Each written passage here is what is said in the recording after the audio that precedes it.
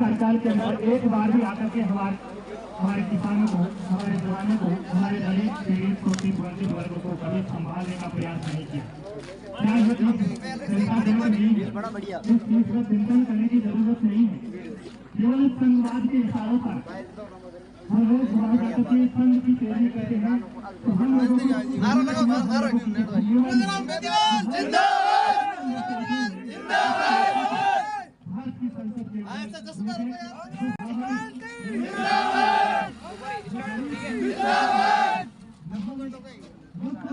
बाड़मेर, जैसलमेर, बालोतरा लोकसभा चुनाव से लीलसर ग्राम पंचायत में चुनावी आज रैली की गई है। चुनावी रैली के बारे में मैं आया हुआ हूँ, तो इसमें लीलसर की जनता का नज़ारा दिखा रहा हूँ चुनावी रैली के बारे में।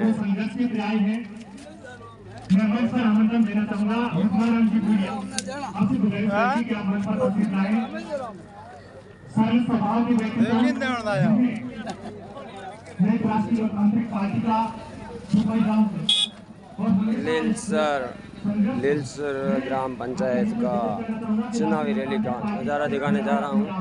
क्योंकि उनका जो नेतृत्व करने वाले नेताजी हैं वो हमेशा दलित पीड़ित शोषित वर्गों के हितों के लिए सड़क से लेकर के सदन तक संघर्ष करते हैं।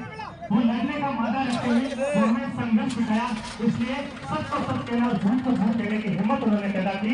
इसलिए हमने उनका दामन थामा और उम्मीद जी को हम 7 वर्षों तक बड़ी मजबूती के साथ 2 चुनाव लड़ाए, लेकिन हम पार नहीं पड़े।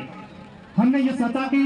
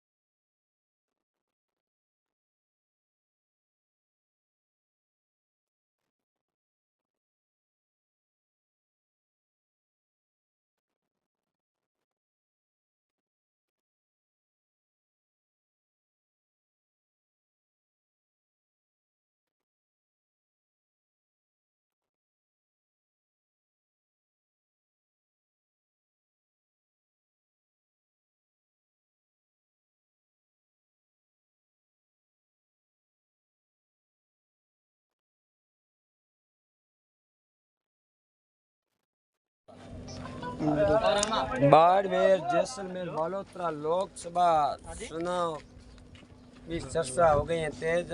आज चौटन विधानसभा के लीलसर गांव में कांग्रेस प्रत्याशी श्री उमेदवार राम जी बेनीवाल की कार्यक्रम रैली रखी गई है, तो उसके अंदर मेरे को मिला है समय एक जनता से चुनावी राय लूँगा और चुनावी चर्चा करने जा रहा हूँ। भाई साहब से अभी मिलूंगा। भाई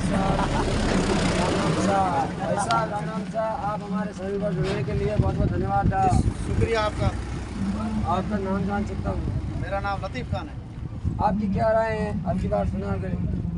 मैं इस बार कांग्रेस के साथ में उमेदवार राम बेनीवाल जो कि यहाँ के कांग्रेस के प्रत्याशी हैं बाड़मेर जैसलमेर लोकसभा से, उसी के साथ में हूँ। और सारी जनता, सारी किसान कौम और 36 कौम उमेदवार राम के साथ में उमेदवार राम को विजय बनाने के लिए रात और दिन मेहनत कर रहे हैं।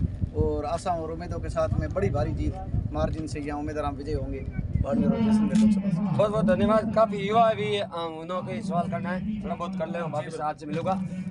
भाई साहब राम साहब, आप हमारे चैनल पर जुड़ने के लिए बहुत बहुत धन्यवाद। बधाई हो। आपका नाम जान सकता हूँ? मेरा नाम तुकाराम खड़वासरा, ईसरोल गाँव है। आपके चुनाव राय क्या है आपके लिए?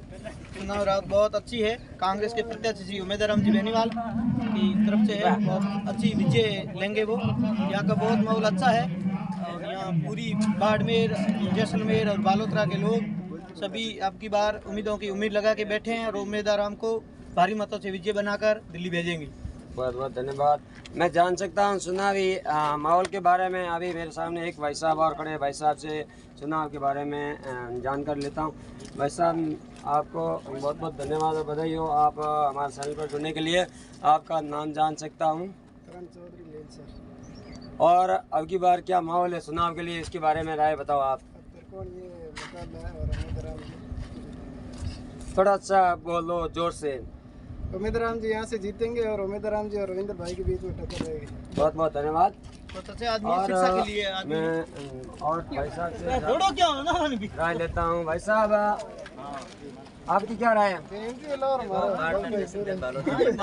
उमेदवार राम जी बेनीवाल एक ही मुद्दा, शिक्षा के माध्यम से हर कोई शिक्षा में अपने भविष्य बच्चों के लिए शिक्षा जरूरी है और वो शिक्षा ही सर्वोपरि माना जाता है। और शिक्षा के लिए और बिना किसी पद के होते हुए भारतों में हर स्कूल में डिजिटल शिक्षा, अभी भी बात करें सिर्फ शिक्षा की बात करें, न कि भड़काऊ भाषण या ऐसा नहीं कर रहे वो, सिर्फ और सिर्फ शिक्षा की बात करें।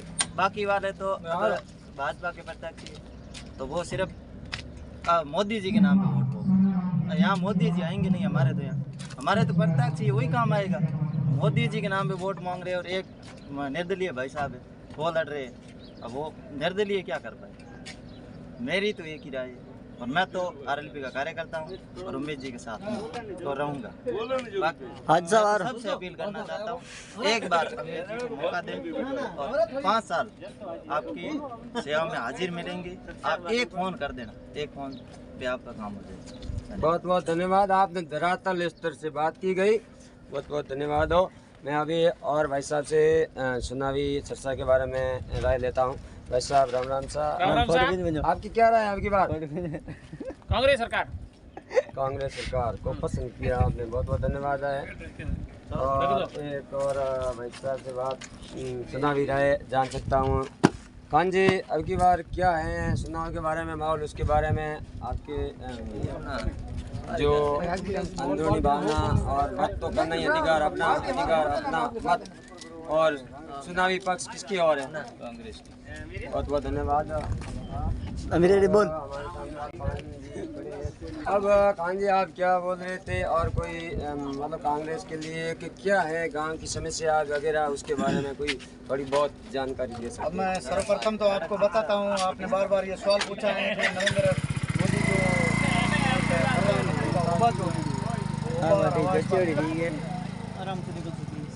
जो 2014 की मैं बात करूं तो 14 में भारतीय जनता पार्टी ने नरेंद्र मोदी का जो होबा बनाया था उसके ऊपर 3 मुद्दों पे सरकार आई थी।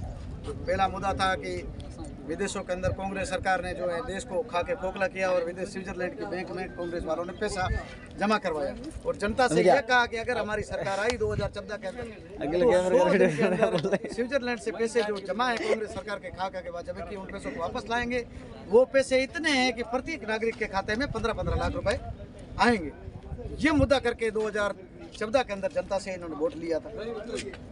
और हमने ये 2014 के अंदर देखा कि उस मुद्दे की चुनाव के बाद में कभी भारतीय जनता पार्टी के किसी नेता ने मंच पे चर्चा नहीं और न सुनी, और न ही हमने वो 15-15 लाख रुपए देखे, न स्विट्जरलैंड से काला धन वापस आया, और न ही नेहरू परिवार या कांग्रेस का नेता को जेल जाते देखा।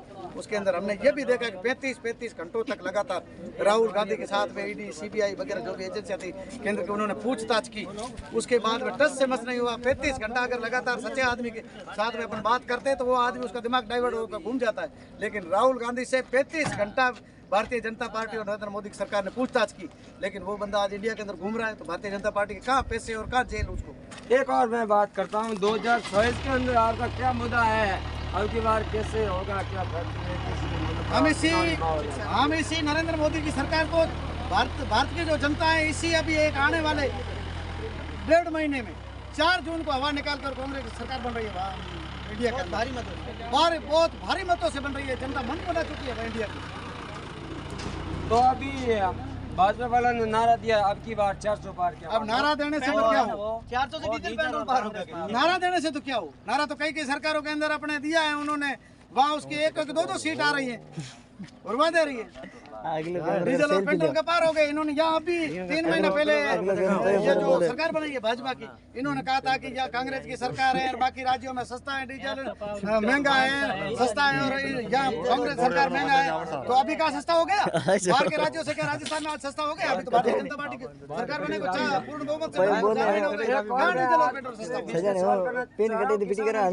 हमने 900 में जो विजयी करते वक्त जीरा खरीदा था, अभी 200 का भाव आ गया। तो इसकी क्या राय है? ये बात हकीकत है, गलत है? सही हकीकत है। इस मुद्दे पे, एमएसपी के मुद्दे पे 700 किसान इंडिया के जो है शहादत दे चुके, सारे इंडिया ने देखा है।